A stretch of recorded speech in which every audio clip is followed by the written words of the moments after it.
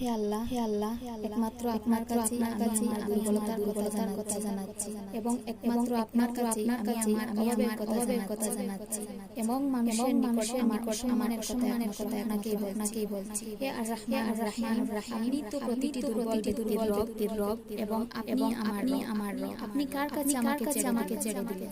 এমন অচেনা মানুষের দ্বারা আমার ক্ষতি করতে চায় নাকি এমন কাছে যাকে আপনি আমার চেয়ে শক্তি দিয়েছেন। হে আল্লাহ আপনি আমার উপর রাগ না করে থাকেন তাহলে এর আমার কিছু আসে যায় না।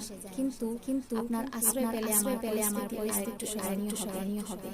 হে আল্লাহ আমি আপনার আশ্রয় চাই যা সব অন্ধকারকে উজ্জ্বল করে দিয়েছে, যা দুনিয়া এবং আখিরাতের সব সংশোধন। আল্লাহ রাগ এবং অসন্তুষ্টিকে আমি রেহাই চাই। আল্লাহ সব কাজ শুধু আপনাকে খুশি করার জন্য এবং আপনি ছাড়া কোনো শক্তি মমতা নেই।